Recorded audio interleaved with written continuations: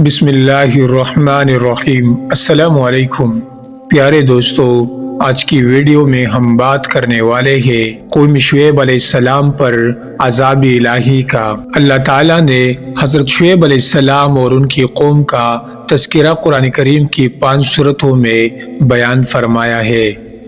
پہلا سورہ اعراف، دوسرا سورہ ہود اور سورہ شعراء میں تفصیلی بیان ہے، جبکہ سورہ حر اور سورہ عنکبوت میں قدر مختصر۔ قوم شعیب علیہ السلام کو اللہ تعالیٰ نے ناپ تول میں کمی کی بنا پر عذاب میں مبتلا فرمایا، جو شدید زلزلے، چنگاڑ اور آگ کی برسات کی صورت تھا۔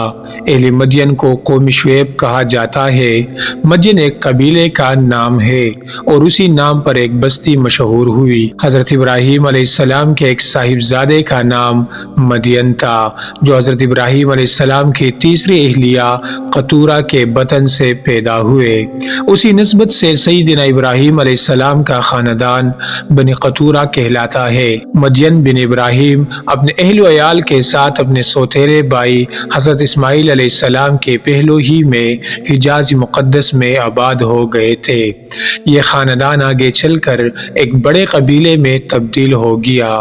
یوں ایک بڑی بستی وجود میں آئی جو مدین کے نام سے مشہور ہوئی۔ اہل مدین خالص عرب قوم تھی۔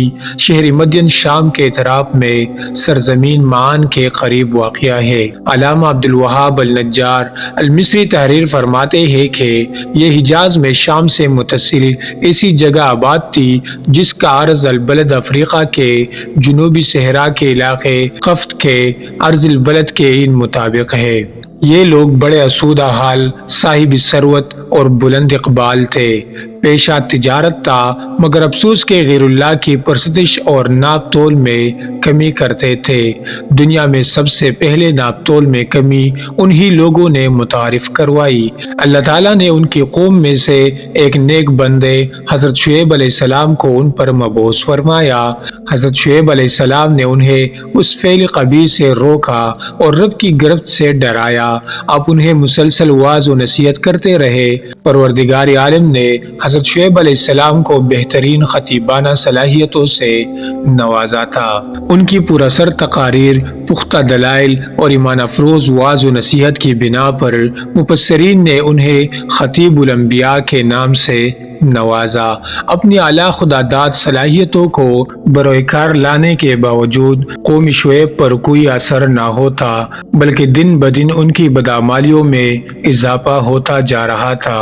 یہ قوم نہ صرف کفر و شرک میں مبتلا ہو کر حقوق اللہ کی خلاف ورزی کے مرتکب ہو رہی تھی، بلکہ ناپ تول میں کمی کر کے حقوق العباد بھی پامال کر رہی تھی۔ غریبوں سے بتہ وصول کرنا اور زبردستی ٹیکس لینا بھی پہلی بار قوم شعیب ہی نے متعارف کروایا۔ یہ لوگ راستوں میں گات لگا کر بیٹھ جاتے اور ہر آنے جانے والے سے بتہ وصول کرتے۔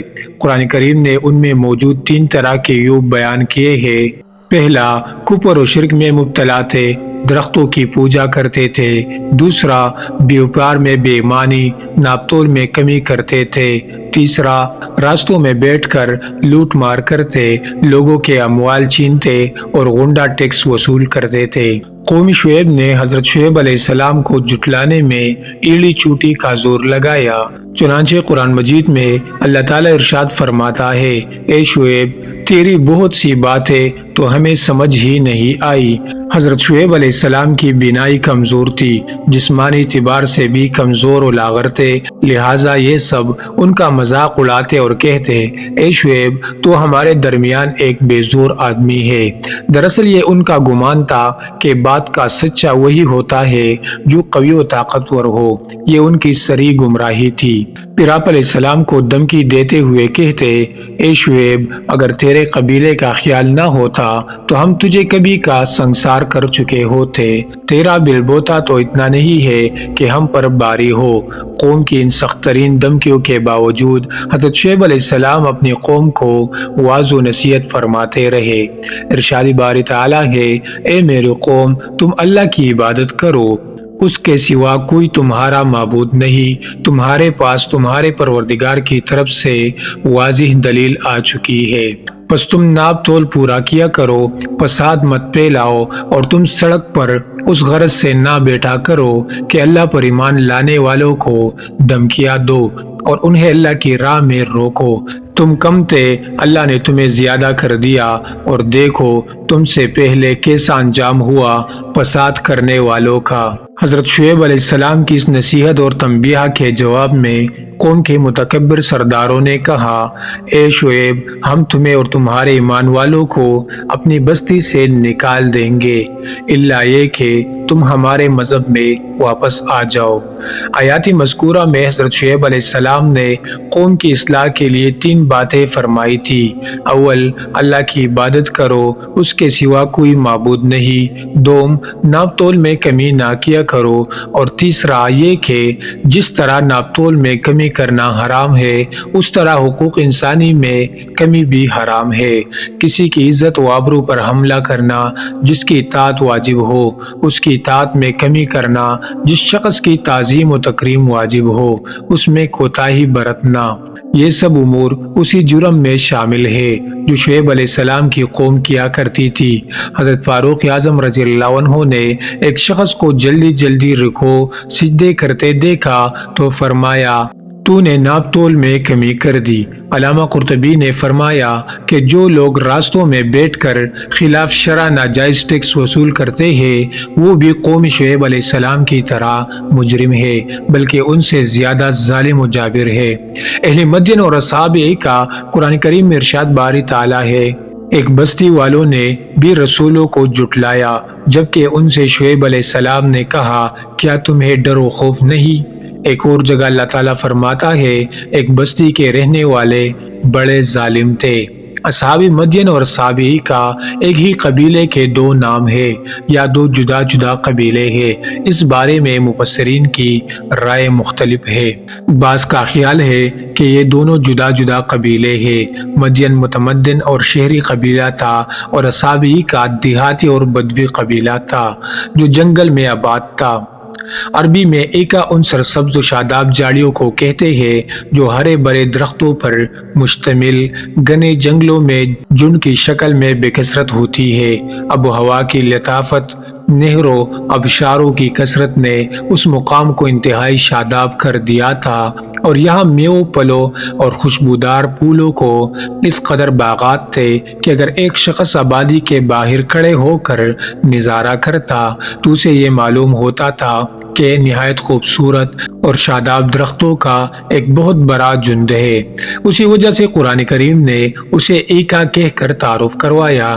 علامہ عماد الدین ابن کثیر لکھتے ہیں کہ ایکا ایک درخت کا نام تھا، قبیلے کے لوگ اس درخت کی پوجا کرتے تھے، چنانچہ اسی نسبت سے اہل مدین ہی کو اصحاب کا کہا گیا۔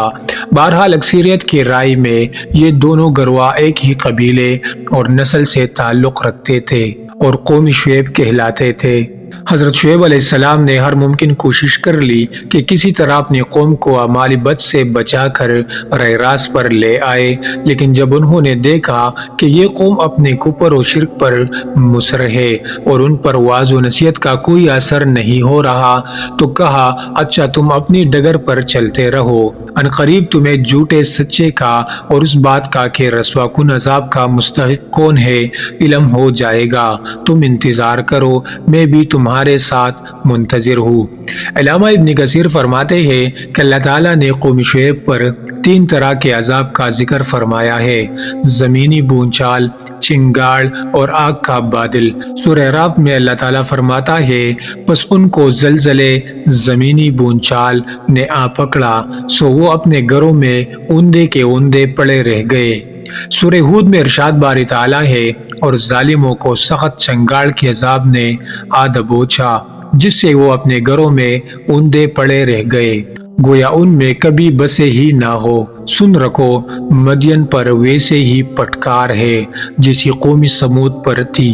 سورہ شعراء میں فرمایا ان لوگوں نے شعیب علیہ السلام کو جھٹلایا، پس صاحبان کے عذاب نے ان کو آ پکڑا، بے شک وہ بڑے سخت دن کا عذاب تھا۔ دراصل یہ تینوں عذاب وہ تھے جو حضرت شعیب علیہ السلام کی دعا کی مقبولیت کے بعد اللہ عز و جل نے قوم شعیب پر نازل فرمائی۔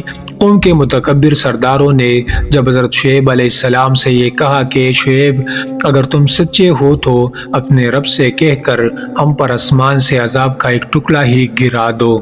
عذاب آنے کی اس فرمائش کے بعد شعیب علیہ السلام کو مکمل یقین ہو گیا کہ اللہ تعالیٰ نے ان لوگوں کے دلوں پر مہر ثبت فرما دی ہے اور اب ان پر کسی بات کا اثر نہیں ہوگا، تو انہوں نے اپنے رب سے دعا فرمائی، اے پروردگار ہم میں اور ہماری قوم میں انصاف کے ساتھ فیصلہ فرما دے اور تو سب سے اچھا فیصلہ کرنے والا ہے۔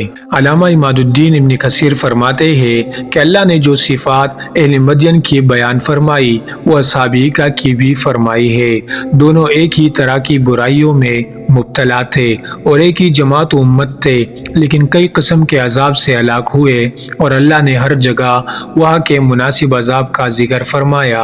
اللہ تعالیٰ نے ان پر سخت گرمی مسلط فرمائی اور 7 دن مسلسل ہوا بند رکھی، جس کی وجہ سے نہ پانی ان کی گرمی دور کر سکا نہ سایہ، چنانچہ یہ لوگ وحشت کے عالم میں گھروں سے نکل کر جنگل کی جانب بھاگے جہاں ان پر بادلوں نے سایہ کر لیا۔ یہ سب نہایت خوشی خوشی بادلوں کے اس گہرے سائے تلے جمع ہو گئے۔